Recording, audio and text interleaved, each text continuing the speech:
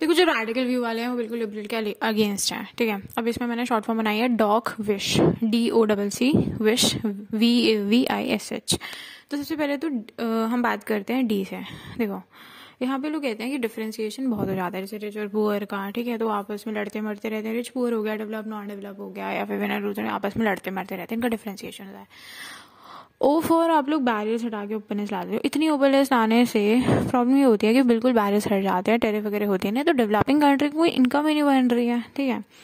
तो यहाँ पे डेवलपिंग कंट्री की इनकम ही नहीं बन रही और डेवलपिंग कंट्री की सिक्योरिटी भी नहीं है। तो इसमें आप रेफ्यूजी सिस्टम भी बता सकते हो, मतलब वो दोनों को ही बता सकते हो, बट यूजुअली डेवलपिंग पे फोकस करना है रेडिकल पॉइंट ऑफ व्यू से। इसे रियलिज्म भी कहते हैं या रियलिस्ट पॉइंट ऑफ व्यू भी कहते हैं, ठीक है। अगला है सी। सी कहते हैं कंपटीशन बढ़ रहा है, कॉम्पिटिशन से कन्फ्लिक्ट हो रहा है, और कन्फ्लिक्ट से ऐसा हो रहा है कि एक होड़ लगी है कि कौन ज़्यादा डेवलपमेंट में बांटेगा। एक और सी, DOCC है, ठीक है।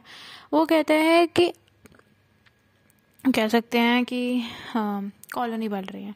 देखो सिक्योरिटी तो आपके पास है नहीं बिल्कुल भी, ठीक है। कॉलोनी आपने पहले बना रखी थी, अब आप सिक्योरिटी अपनी थ्रेट में डाल रहे हो खोल खोल के, तो आप एक कॉलोनाइजेशन भी हो सकता है एक तरीके से, दूसरी टाइप का कॉलोनाइजेशन, बट कॉलोनाइजेशन है।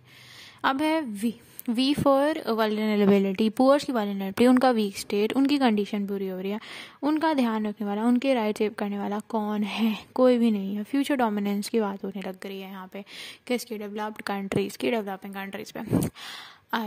आई बेसिकली स्टैंड करता है तुम्हारा इंटरेस्ट से। देखो इंटरेस्ट किसका है? होल सबसे ज़्यादा, होल इज़ मैक्सिमम, पूरे का इंटरेस्ट सबसे ज़्यादा है, लेकिन वीक सेक्शन के इंटरेस्ट की कोई बात नहीं करता। हम बात करते हैं S is basically your state. State की पावर वीक हो रही है, ठीक है, उसकी पावर कम हो रही है, उसकी डिपेंडेंस बढ़ रही है दूसरी कंट्रीज पे, ट्रेड, टेक्नोलॉजी, एजुकेशन, हेल्थ, हर चीज़ को लेके, ठीक है। हम आ गए एच पे। एच इज़ योर कह सकते हैं हारमनी। हारमनी कम हो रही है, कुत्ते बिल्ली की तरह लड़ते रहते हैं लोग, तो इक्वालिटी भी कम हो रही है, हारमनी भी कम हो रही है, और पावर की पॉलिटिक्स की बहुत भरी पड़ी है लोगों में, ठीक है। तो ये हो गया इस तरीके से।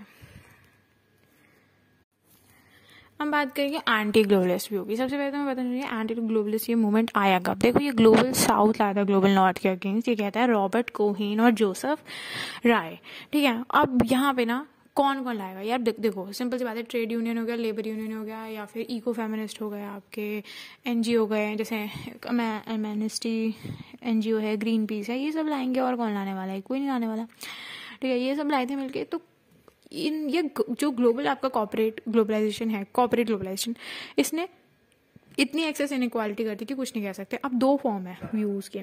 कोई कहता है कि 1990 में जब थर्ड मिनिस्ट्रियल मीटिंग आई थी तो ये तब आया था उस टाइम पर, ठीक है। और कोई कहता है कि वियतनाम की वॉर जब चालू हुई थी तब भी आ गया था। हम बात करते हैं कि ग्लोबलाइजेशन क्यों लोग इसके अगेंस्ट हैं। देखो बहुत सारे कारण हैं। सबसे पहले हम दो लोगों के पॉइंट ऑफ व्यू देखेंगे। कोफी आनन ने MOG की रिपोर्ट में बोला था कि 80% जो पॉपुलेशन है दुनिया की, उसके पास सिर्फ 14% वेल्थ है, और 20% पॉपुलेशन के पास 86% वेल्थ है, ठीक है।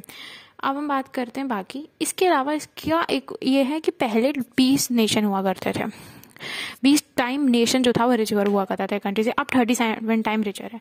अब दो इसके व्यू है बिल्कुल। एक तो व्यू है जो बिल्कुल ऐसे लोगों का है, अवर्जन, जिनको हेट है इससे, वो कहते हैं anti global, anti corporate, anti American, सब कुछ एंटी है, एंटी वेस्ट है। तो ये लोग तो बिल्कुल इंटेलेक्चुअल टाइप के कुछ लोग हैं, मतलब वो सुनते नहीं और कहते हैं, ठीक है। और फिर ये कहते हैं B-52s हैं MNC, ठीक है। अब दूसरा पॉइंट है जिससे वो कहते हैं वो डिससेटिस्फाई हैं, और उनके साथ भी बड़ा इनफ्लेक्सिबल हो गया है इसका सिस्टम, क्योंकि आप लोगों ने पुअर लोगों के लिए काम नहीं करा। ये डिस्कशन पे नहीं बात है, आप लोगों ने गरीबों को बिल्कुल ही धकेल दिया है। मतलब आप तो सोच रहे हो कि आप उन्हें पेरिफेरी से भी बिल्कुल भारी कर दोगे। ये दो व्यू हैं।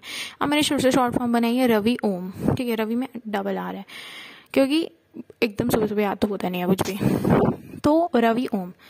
अब देखो सबसे पहले हम बात करते हैं कि इसमें क्या क्या पॉइंट्स हैं डिस्क्रिमिनेशन के। यहाँ पे हम थोड़ा सा ना डिस्क्रिमिनेशन की पॉइंट ऑफ व्यू की बात करेंगे। देखो ये लोग किस किस चीज़ पे डिस्क्रिमिनेट करते हैं डेवलपिंग कंट्री डेवलप पे। एक तो वो कहते हैं कि तुम बैरियर्स लगाओ, तो ये आर्टिफिशियल बैरियर्स हो गया A से, ठीक है। रवि में A हो गया आर्टिफिशियल बैरियर्स। तो बैरियर्स हटाने की बात करेंगे वो। फिर वो बात करेंगे कि वो उनको अनऑर्गेनाइज सेक्टर में पुश कर देंगे। तो इस तरीके से बहुत ही बुरी हालत हो जाती है उनकी, माल न्यूट्रिशन तक आ जाता है। अपनी कंट्री में वो उनके वीज़ा रेगुलेशंस इतने वो करते थे कि वीज़ा नहीं देते। एक वो उनकी अपनी कंट्री में उनको कह सकते हैं राइट्स खा जाते हैं उनके, तो आर एक है राइट्स, बिल्कुल राइट्स उनके तबाह कर देंगे, ठीक है, इन्फ्रिंज कर देंगे, उनको एम्प्लॉयमेंट नहीं देंगे, ठीक है, मतलब बिल्कुल बहुत ही बुरा कर देंगे। मतलब डेवलपिंग कंट्री से अगर कोई जा रहा है माइग्रेट करके ग्लोबलाइजेशन के थ्रू तो कचरा हो जाएगा उस बंदे के जीवन का, ठीक है। अब बाकी पॉइंट है आपका, एक है मैन्युफैक्चरिंग और एक है एमएनसी।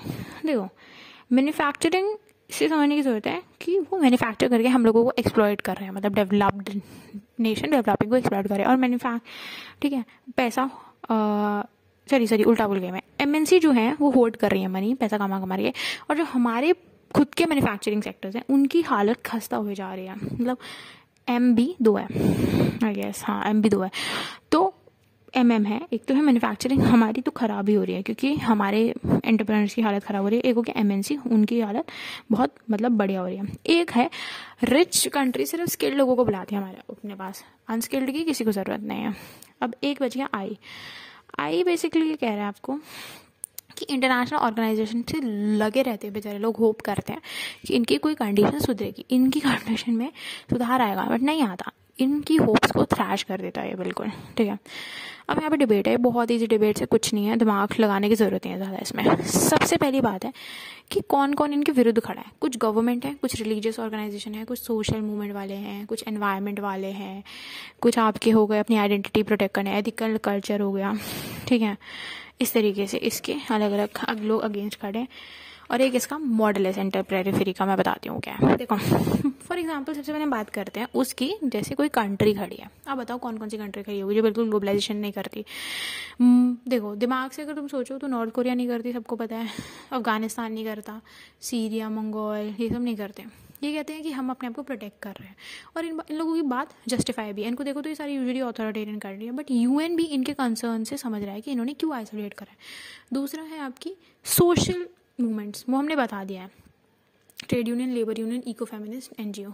अब इनके क्या कर रहे हैं लोग, प्रोटेस्ट वगैरह कर रहे हैं। इन्होंने G7 समिट्स में बहुत लड़ाइयाँ वगैरह मचाई थी, इनका अलग पॉइंट है, ठीक है, तो ये अलग हो गया। तीसरा आ गया हमारा एथनिकल कल्चर है। कुछ लोग अपनी आइडेंटिटी प्रोटेक्ट करने, लगता है कि हमारी आइडेंटिटी खतरे में, ये मैरी कार्लकर कहती है।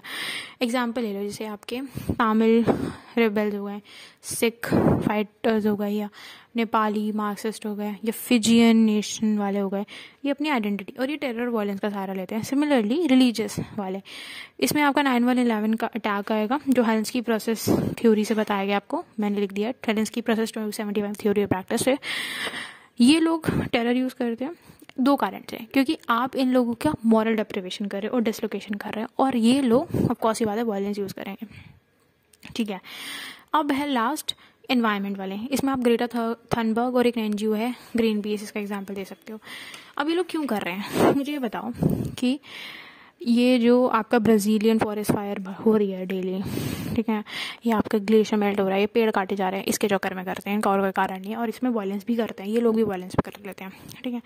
अब इस सेंटर पेरिफेरी थ्योरी कहती है, मैनुअल वैलेंस्टाइन की आई गेस ये, हाँ शायद उन्हीं की है, कि ये जो गैप आपने ग्लोबलाइजेशन आया था गैप ब्रिज करने के लिए, कि आप दोनों का गैप ब्रिज कर लोगे। कोई गैप नहीं ब्रिज हुआ है, किसी का भी नहीं हुआ है गैप ब्रिज, ठीक है। अगर हो रहा होता तो बहुत बढ़िया बात हो रही होती। उसके बाद पुअर और वही डेवलपिंग कंट्री का डेप ट्रैप, रोना, पोवर्टी, गरीबी, मर रहे हैं, माल न्यूट्रिशन हो रहा है, ठीक है, ये सब बताओ। कॉलोनाइजेशन बता सकते हो कि इन लोगों ने सेकेंड वर्ल्ड वॉर में आके पहले अपने आप को पुट फॉरवर्ड कर दिया, मतलब वो है ना अपनी इंपॉर्टेंस बढ़ा ली, मतलब अपने तो आगे इंडस्ट्रियलाइज हो गए, हमको नहीं हो रही। अब एक कंपैरिजन है, ठीक है, ये डायग्राम जो है इसमें नेशनल पावर लिखा है, पहले वाले में नेशनल पावर ज़्यादा है और उसके बगल वाले में सेम लिखा है जो साइड में है, ठीक है। तो राइट में तो वो भी है कि नेशनल पावर ज़्यादा, दोनों में नेशनल पावर ज़्यादा ही लिखना है, नेशनल पावर कम है दूसरे वाले में फिर कम ही है। तो जब ज़्यादा होती है पावर तो आपके पास MNC और